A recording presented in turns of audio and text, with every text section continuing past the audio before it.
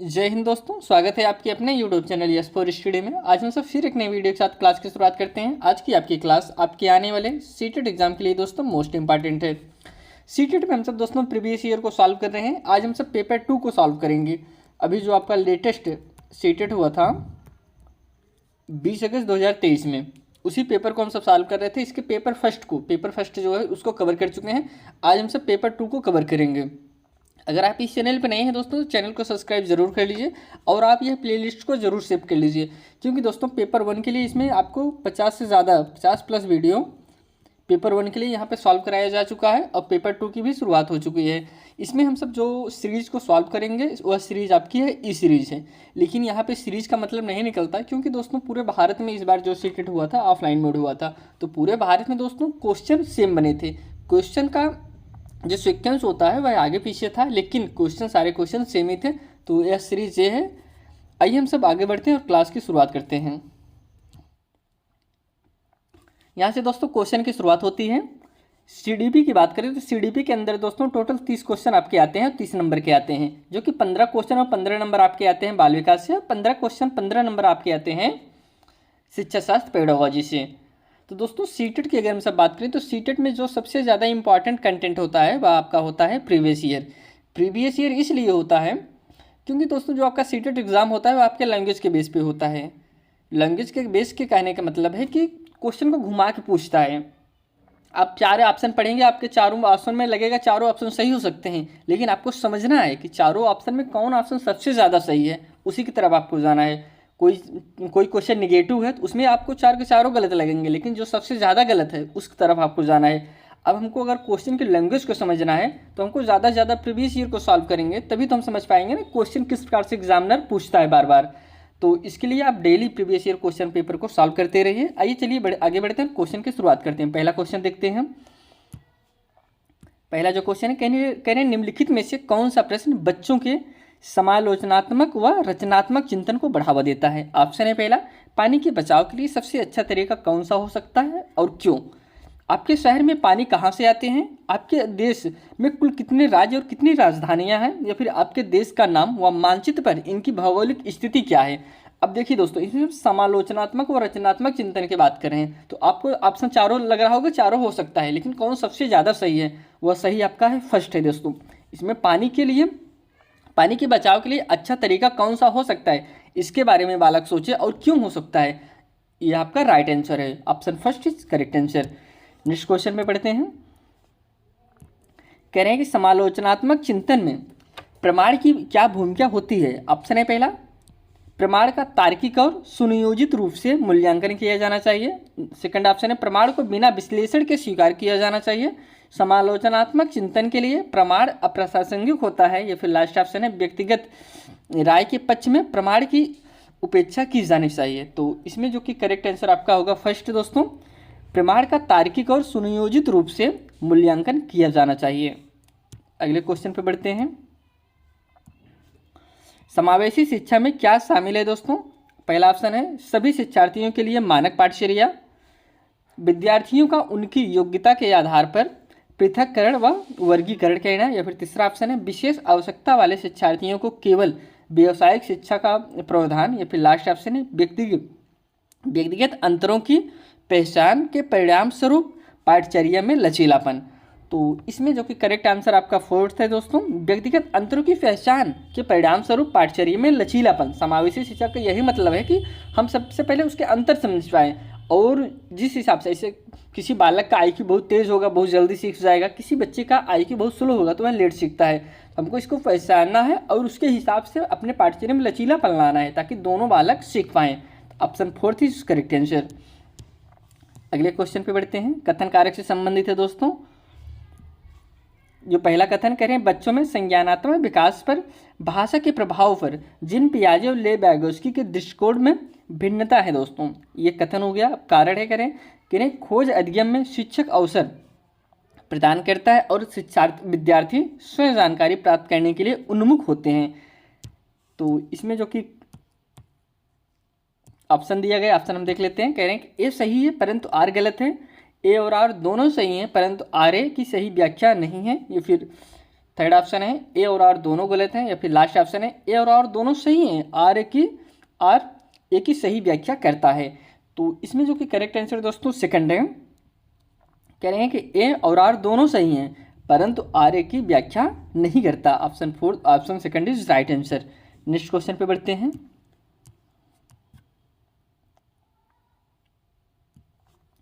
कह रहे हैं निम्नलिखित में से कौन सा समूह उन विशिष्टताओं का सही ढंग से उल्लेख करता है जो प्रतिभाशाली विद्यार्थियों और कक्षा में अन्य विद्यार्थियों के बीच आमतौर पर भिन्न होते हैं। ऑप्शन है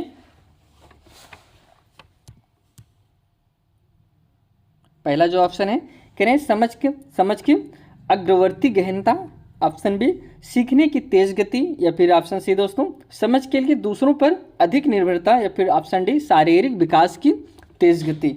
तो इसमें सही विकल्प का चयन कीजिए। कह रहे हैं कि पहला जो है ए बी सी सही है, या फिर सेकंड है बी और सी सही है, या फिर थर्ड है दोस्तों बी सी डी सही है, या फिर फोर्थ है ए और बी सही है।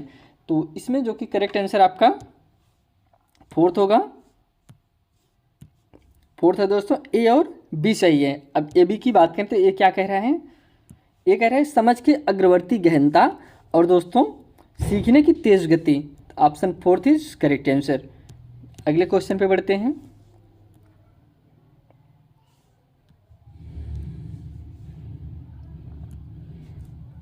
कह रहे हैं श्रवणवादिता के संदर्भ में निम्नलिखित में से कौन सा कथन सही है दोस्तों, किसके लिए, श्रवणवादिता के लिए। पहला ऑप्शन है श्रवणवादिता के बच्चे के प्रभावी ढंग से संवाद करने की क्षमता को प्रभावित कर सकती है। सेकंड है सभी श्रवणवादित वाले बच्चों को संवाद करने के लिए सांकेतिक भाषा साइन लैंग्वेज का उपयोग करने की आवश्यकता होती है। या फिर थर्ड है दोस्तों बच्चे के पास तेज आवाज़ें करके बच्चे की सुनने की अक्षमता श्रवणवादित का विश्वसनीय तौर पर परीक्षण किया जा सकता है। या फिर लास्ट ऑप्शन है श्रवणवादिता हमेशा कान की किसी बीमारी किसी शारीरिक समस्या के कारण होती है दोस्तों।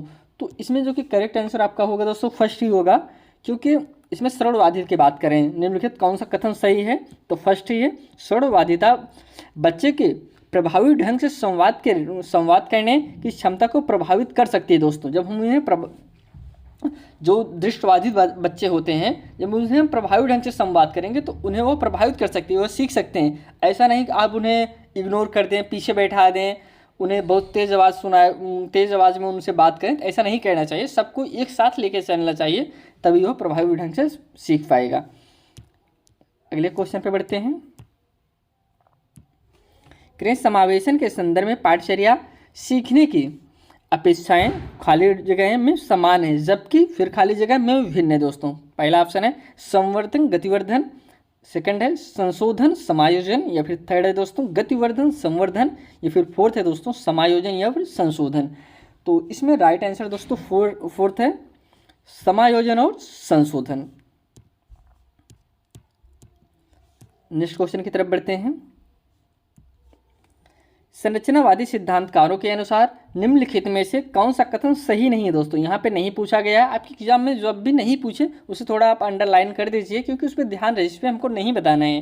पहला ऑप्शन है ज्ञान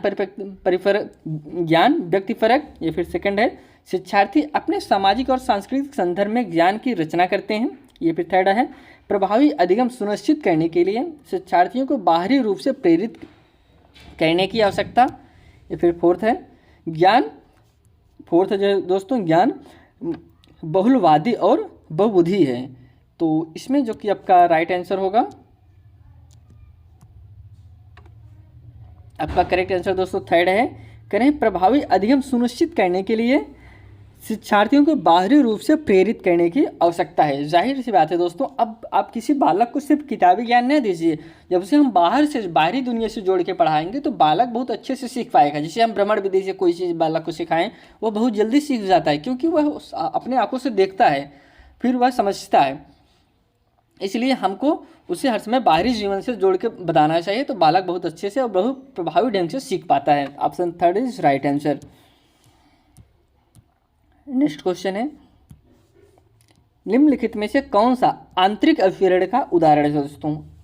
ऑप्शन है शिक्षक को प्रभावित करने के लिए परियोजना को पूरा कहना, या फिर सेकंड है व्यक्तिगत आनंद के लिए एक वाद्य यंत्र बजाना दोस्तों, डांट से बचने के लिए पढ़ाई कहना, या फिर पुरस्कार राशि के लिए दोस्तों एक प्रतियोगिता में भाग लेना दोस्तों। इसमें आंतरिक अभिप्रेरणा की बात कर रहे हैं। अब आंतरिक अभिप्रेरणा आप किसे कहेंगे? जो खुद से जागृत हो। जैसे अभी किसी बालक का एग्ज़ाम है, बालक सुबह एग्ज़ाम है और रात में बच्चा 3 बजे 4 बजे तक पढ़ रहा है, तो यह दोस्तों उसकी आंतरिक प्रेरणा है ना। उसे तो कोई कहा नहीं तुम्हारा एग्ज़ाम है, तुमको 4 बजे 5 बजे तक पढ़ना है, ऐसा तो है नहीं। वह खुद से, मतलब उसे खुद पास होना है, खुद के, वह आंतरिक उसकी प्रेरणा है, यह होता है दोस्तों आंतरिक प्रेरणा। अब इसमें जो इसमें सेकंड ऑप्शन है, कह रहे हैं व्यक्तिगत आनंद के लिए एक वाद्य यंत्र बजाना दोस्तों, यह उसका आंतरिक प्रेरणा है, खुद को आनंद के लिए उसे आप बजा रहा है, तो यह वह आंतरिक प्रेरणा के अंतर्गत आता है। Option second is right answer. बाकी और देखिए, जैसे शिक्षक को प्रभावित करने के लिए, तो ऐसा नहीं तो आप दूसरे को प्रभावित करने के लिए, दूसरे के कहने से आप आंतरिक कोई काम करें, तो यह आपका आंतरिक प्रेरणा नहीं कहलाता। आंतरिक प्रेरणा वह कहलाता है जब कोई चीज़ आप खुद से करें, स्वयं से करें, तो वह आपका आंतरिक प्रेरणा कहलाता है। अगला क्वेश्चन कथन कारक से संबंधित है। जो पहला कथन है, कह रहे शिक्षकों को विद्यार्थियों में विशेष जाति समूह के बारे में रूढ़वादिता को तोड़ने के लिए कड़ी मेहनत करनी चाहिए। कथन हो गया दोस्तों। कारण जो है, कह रहे हैं शिक्षा का एक प्रमुख उद्देश्य विद्यार्थियों को समालोचनात्मक आत्मचिंतन के लिए प्रोत्साहित करना है दोस्तों। हम ऑप्शन देख लेते हैं। पहला ऑप्शन है ए सही है परंतु आर गलत है। सेकंड ऑप्शन है ए और आर दोनों सही हैं परंतु आर ए की सही व्याख्या नहीं है। थर्ड है ए और आर दोनों गलत हैं, या फिर ए और आर दोनों सही हैं तथा आर ए की सही व्याख्या है। तो इसमें जो कि करेक्ट आंसर आपका होगा ऑप्शन नंबर 4 है दोस्तों, ए और आर दोनों सही हैं तथा आर ए की सही व्याख्या है। 4th is correct answer. अगले क्वेश्चन पे बढ़ते हैं। कह रहे हैं कि महारत, निपुणता, लक्ष्य और प्रदर्शन लक्ष्य में क्या अंतर है दोस्तों। ऑप्शन है पहला, महारत लक्ष्य विफलता से बचने पर केंद्रित होते हैं जबकि प्रदर्शन लक्ष्य दूसरे से अनुमोदन और मान्यता प्राप्त करने पर केंद्रित होते हैं। सेकंड है, महारत लक्ष्य अपने कौशल और कार्य की समझ में सुधार करने पर केंद्रित होते हैं जबकि प्रदर्शन लक्ष्य उच्च ग्रेड प्राप्त करने या बाहरी पुरस्कार प्राप्त करने पर केंद्रित होते हैं। थर्ड है, महारत लक्ष्य दूसरों से अनुमोदन प्राप्त करने पर केंद्रित होते हैं जबकि प्रदर्शन लक्ष्य विफलता से बचने पर केंद्रित होते हैं। और फोर्थ है, महारत लक्ष्य दूसरे के साथ प्रतिस्पर्धा करने के लिए एक निश्चित स्तर के प्रदर्शन को प्राप्त करने पर ध्यान केंद्रित किया जाता है जबकि प्रदर्शन लक्ष्य खुद के कौशल और कार्य की समझ में सुधार करने पर ध्यान केंद्रित किया जाता है।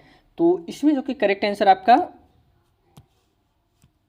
सेकंड है दोस्तों। कह रहे हैं कि महारत लक्ष्य अपने कौशल और कार्य की समझ में सुधार करने पर केंद्रित होते हैं जबकि प्रदर्शन लक्ष्य उच्च ग्रेड प्राप्त करने या बाहरी पुरस्कार प्राप्त करने पर केंद्रित होते हैं। Second is right answer. अगले क्वेश्चन पे चलते हैं। कह रहे हैं भाई बहन के रिश्ते, पहला ऑप्शन है माता पिता और साथियों के साथ संबंध से भिन्न होते हैं जबकि बाल्यावस्था में सामाजिकरण में महत्वपूर्ण भूमिका निभाते हैं। सेकंड ऑप्शन है माता पिता और साथियों के साथ संबंधों के समान और बाल्यावस्था में सामाजिकरण में महत्वपूर्ण भूमिका निभाते हैं। थर्ड है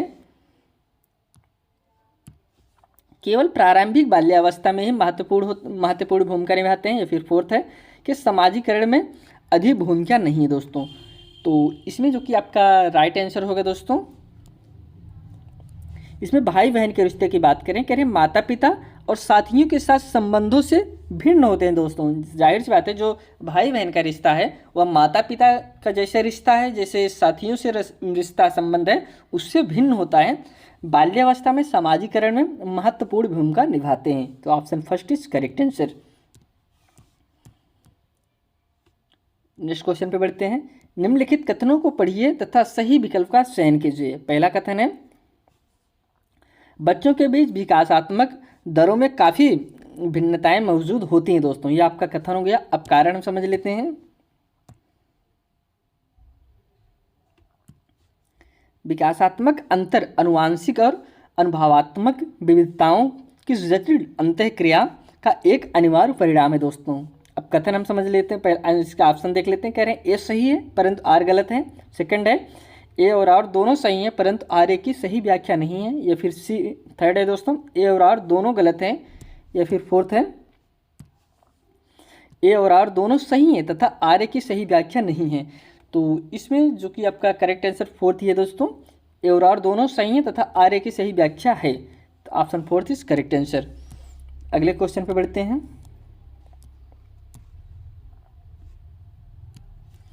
कह रहे हैं निम्नलिखित कथन में विकास के किस सिद्धांत को दर्शाया गया है दोस्तों। पहले कथन हम समझ लेते हैं। जो बच्चे अपने शुरुआती वर्षों में भाषा सीखने के लिए अनुकूल वातावरण से वंचित रहते हैं उन्हें बाद के जीवन में भाषा चुनने में थोड़ी कठिनाई होती है दोस्तों। यह कथन हो गया। अब हम ऑप्शन इसके देख लेते हैं। भाषा का विकास पूरी तरह आनुवांशिक पर निर्भर है।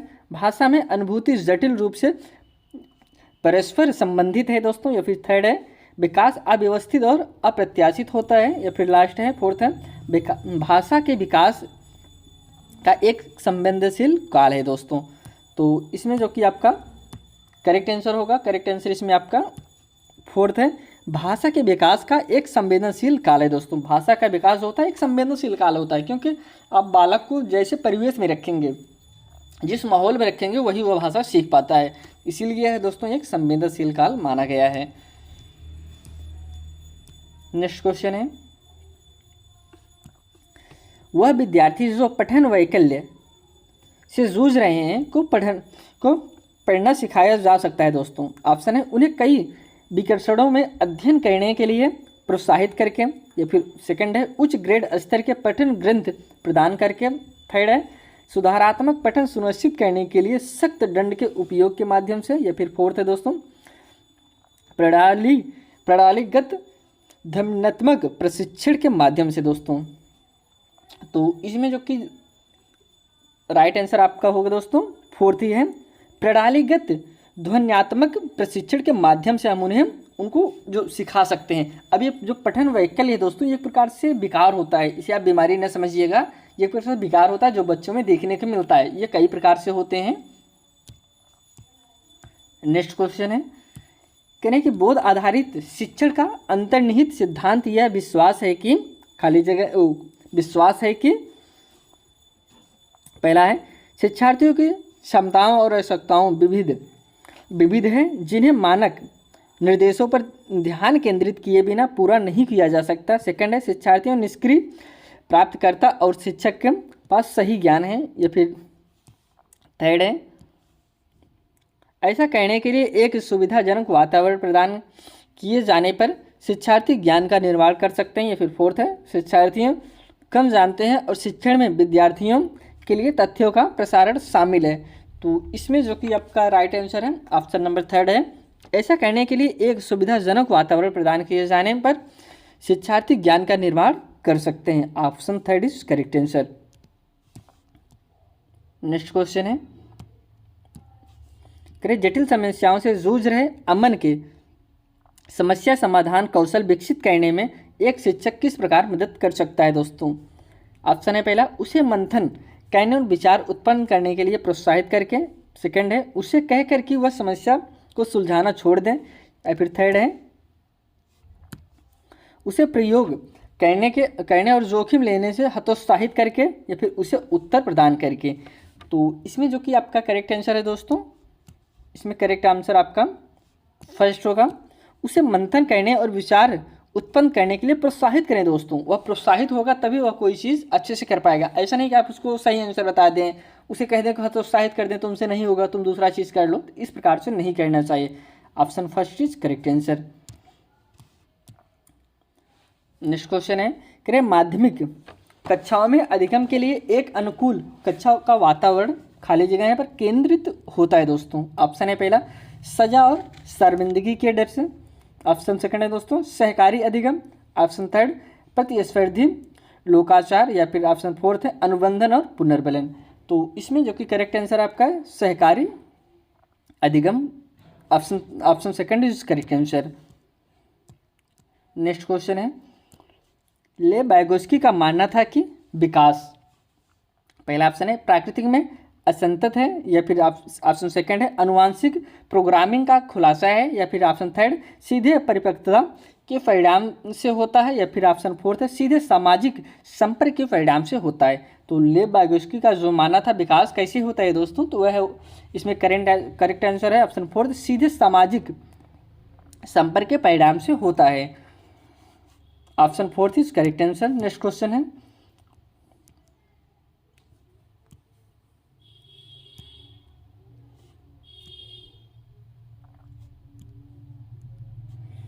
पियाजे के अनुसार गुणात्मक रूप से 4 विभिन्न अवस्थाएं हैं दोस्तों। कौन सी अवस्थाएं हैं? पहला ऑप्शन है दुनिया के विभिन्न संस्कृतियों में व्यापक रूप से भिन्न होती हैं। सेकंड है उदाहरण देकर समझाती हैं कि बच्चों का मन लघु वयस्क मन होता है, या फिर थर्ड है बच्चों के जेनेटिक कोड पर निर्भर होती है, या फिर ऑप्शन फोर है बच्चों के विकास के सार्वभौमिक पैटर्नों का प्रतिनिधित्व करती हैं। तो ऑप्शन इसमें जो आपका करेक्ट है ऑप्शन फोर्थ करेक्ट होगा दोस्तों, बच्चों के विकास के सार्वभौमिक पैटर्नों का प्रतिनिधित्व करते हैं। Option fourth is correct answer. Next question है, निम्नलिखित में से कौन सी पियाजे के संज्ञानात्मक विकास के सिद्धांत की सीमा है दोस्तों?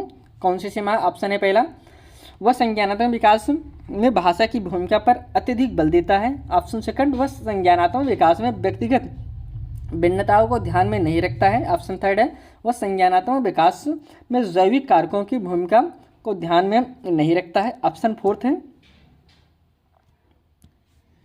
वह संज्ञानात्मक विकास पर संस्कृति और सामाजिक कारकों के प्रभाव को ध्यान में नहीं रखता है। तो ऑप्शन इसमें आपका करेक्ट आंसर है ऑप्शन नंबर फोर्थ, वह संज्ञानात्मक विकास पर सांस्कृतिक और सामाजिक कारकों के प्रभाव को ध्यान में नहीं रखता है। Option fourth is right answer. अगला क्वेश्चन कथक कारक से संबंधित है। पहले हम कथन समझ लेते हैं। कथन है दोस्तों, प्रत्येक वर्ष से लता जो कक्षा 6 की शिक्षिका है उनके क्षेत्रों में करियर पर चर्चा करने के लिए एक महिला गणित प्रोफेसर और एक पुरुष नर्स को अपनी कक्षा में आमंत्रित करती है दोस्तों। अब यहाँ पे जो ध्यान देने वाली बात है, जो महिला है दोस्तों, महिला क्या है? गणित प्रोफेसर है, और जो पुरुष है दोस्तों एक नर्स है। कह रहे हैं कि ऑप्शन जो कारण है दोस्तों, कह रहे हैं लैंगिक जेंडर अंतर जन्मजात और समाज के माध्यम से अधिग्रहित नहीं है दोस्तों, यह कारण हो गया। अब आपको इसमें इसका राइट आंसर बताना है।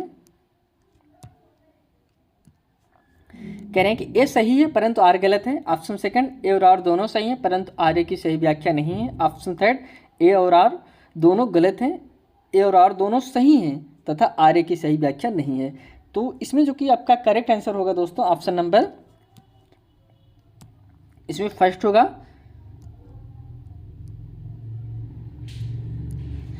कह रहे हैं कि ए सही है परंतु आर गलत है। Option first is correct answer. Next question पे बढ़ते हैं। कह रहे एक प्रगतिशील कक्षा में विद्यार्थी दोस्तों, ऑप्शन वो पहले विकल्प दिया गया है, अधिक प्रश्न नहीं पूछते हैं, शिक्षक से प्रश्न पूछते हैं, एक दूसरे से प्रश्न पूछते हैं, या सिर्फ स्वयं से पूछते हैं। अगर एक प्रगतिशील कक्षा है दोस्तों, उसमें से जो बच्चे होते हैं उनका बिहेवियर किस प्रकार से होता है उसको आपको बताना है। पहला जो ऑप्शन है कह रहे हैं बी और डी सही है, सेकंड है बी और सी सही है, फिर थर्ड है बी सी डी सही है, फिर लास्ट है ए सही है। तो इसमें जो कि करेक्ट आंसर आपका दोस्तों थर्ड सही है, बी और सी और डी सही है। करें अधिक प्रश्न नहीं पूछते हैं, यह आपका गलत होगा दोस्तों। बाकी तीनों ऑप्शन आपके सही हैं, क्योंकि दोस्तों प्रगतिशील कक्षा में बालक बहुत एक्टिव होते हैं, जो भी होता है वो पूछते हैं, ज़्यादा क्वेश्चन पूछते हैं, एक दूसरे से प्रश्न पूछते हैं, स्वयं से प्रश्न पूछते हैं, ऐसा होता है। ऑप्शन अगले क्वेश्चन पे बढ़ते हैं हम सब।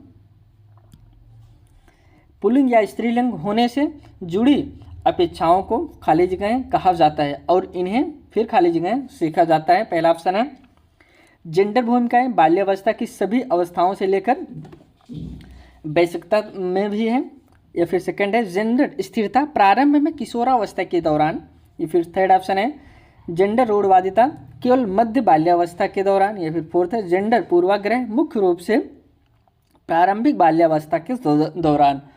तो इसमें जो कि करेक्ट आंसर आपका फर्स्ट है, जेंडर भूमिकाएं बाल्यावस्था की सभी अवस्थाओं से लेकर वयस्कता में भी। Option first is correct answer.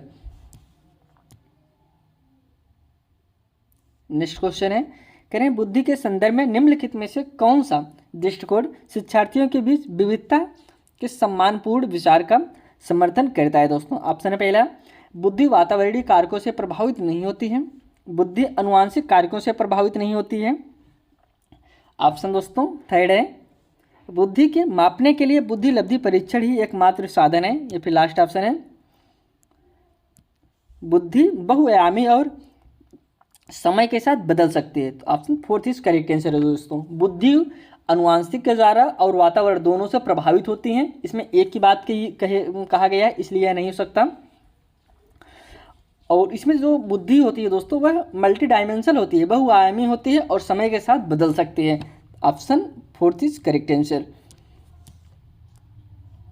Next question है, निम्नलिखित में से किसने समान बुद्धि की अवधारणा की आलोचना की और बुद्धि का एक वैकल्पिक सिद्धांत प्रस्तावित किया। ऑप्शन है जीन पियाजे, हार्वर्ड गार्डन, ले बैगोस्की या फिर चार्ल्स स्पीयरमैन। तो इसमें जो कि करेक्ट आंसर है दोस्तों Harvard garden, option second is correct answer. Next question है, लॉरेंस कोहलरबर्ग के सिद्धांत की आलोचना कार्ल गिल्गन द्वारा दोस्तों किया गया। पहले हम समझ लेते हैं जो लॉरेंस कोहलरबर्ग थे, इनकी जो आलोचना की थी कार्ल गिल्गन ने किया था। क्यों किया था इसको आपको हम बता देते हैं। क्योंकि इनका मानना था कि जो लॉरेंस कोहलरबर्ग थे वह अपना सारा एक्सपेरिमेंट सिर्फ पुरुषों पे किए थे। उनका मानना था अगर कहीं यह एक्सपेरिमेंट स्त्री पे किया जाता है तो इसका परिणाम अलग होता है, क्योंकि जो सोचने की क्षमता होती है पुरुष में अलग तरीके से होती है और महिलाओं में अलग तरीके से होती है। इसलिए इन्होंने इसका आलोचना की थी। पहले हम समझ लेते हैं, नैतिक तर्क में लैंगिक भिन्नताओं की उपेक्षा करने के लिए की गई है। या फिर ऑप्शन सेकंड है दोस्तों, विश्लेषण के मात्रात्मक तरीकों को लागू नहीं करने के लिए की गई है। थर्ड है, नैतिक विकास का एक चरण सिद्धांत प्रस्तुत करने के लिए की गई है। ऑप्शन फोर्थ है दोस्तों, वास्तविक जीवन की परिस्थितियों के माध्यम से तथ्य को एकत्र करने के लिए की गई है। तो ऑप्शन इसमें करेक्ट है दोस्तों, ऑप्शन फर्स्ट ही सही होगा। नैतिक तर्क में लैंगिक भिन्नताओं की उपेक्षा करने के लिए की गई है। Option first is correct answer. Next question है, एक शिक्षिका अपने विद्यार्थियों को अधिसंज्ञानात्मक कौशल विकसित करने में मदद करना चाहती है दोस्तों। कैसा अधिसंज्ञानात्मक कौशल विकसित करने में मदद करना चाहती है? निम्नलिखित में से कौन सी रणनीति सबसे प्रभावी होगी दोस्तों?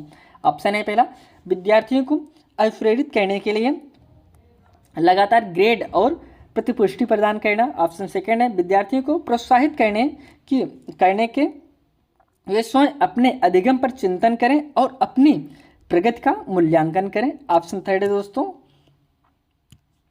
विद्यार्थियों को याद करने के लिए पाठ सोपान और उन्हें पाठ्य पुस्तक सिर्फ जानकारी दोहराने के लिए प्रोत्साहित करना। या फिर फोर्थ है दोस्तों, विद्यार्थियों को सभी सीखने के कार्यों के लिए विस्तृत और निर्देशात्मक निर्देश प्रदान करना। तो इसमें जो कि आपका राइट आंसर है ऑप्शन नंबर सेकंड होगा, विद्यार्थियों को प्रोत्साहित करना कि स्वयं अपने अधिगम पर चिंतन करें और अपनी प्रगति का मूल्यांकन करें। Option second is right answer. अगला क्वेश्चन है, कथन कारक से संबंधित है दोस्तों। शिक्षकों को संकल्पना को मजबूत करने के लिए विद्यार्थियों को अपने स्वयं के संकल्पना के उदाहरणों और गैर उदाहरणों की पहचान करने के लिए कहना चाहिए। कारण है दोस्तों, उदाहरणों के बारे में सोचने में से संकल्पना को मजबूत किया जाता है, जबकि गैर उदाहरण विद्यार्थियों को भ्रमित करते हैं। तो ऑप्शन हम देख लेते हैं। पहला है दोस्तों, करें ए सही है परंतु आर गलत है। ऑप्शन सेकंड है, ए और आर दोनों सही हैं परंतु आर ए की सही व्याख्या नहीं है। ऑप्शन थर्ड है दोस्तों, ए और आर दोनों गलत हैं। या फिर लास्ट है, ए और आर दोनों सही हैं तथा आर ए की सही व्याख्या है। तो इसमें जो कि करेक्ट आंसर होगा ऑप्शन नंबर फर्स्ट है, ए सही है परंतु आर गलत है। हम लास्ट क्वेश्चन की तरफ चलते हैं।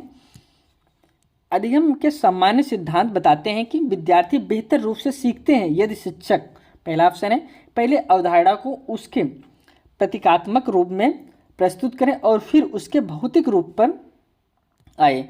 ऑप्शन सेकंड है, पहले उस पर चर्चा करें, उसके बारे में विद्यार्थियों को नहीं पता, फिर उस पर आए जो विद्यार्थी को पहले से जानते हैं।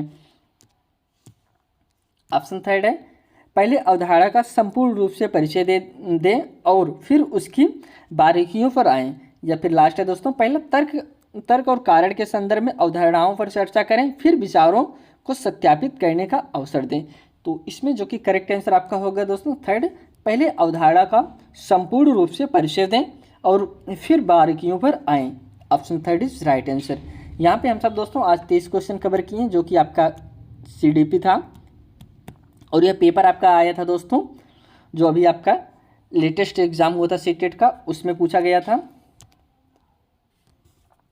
तो अगर आप इस चैनल पे नए थे दोस्तों, चैनल को सब्सक्राइब जरूर करिए। आइए चलिए हम सब यह क्लास यहीं समाप्त करते हैं, आपसे फिर एक नई वीडियो में मिलेंगे। तब तक के लिए दोस्तों धन्यवाद।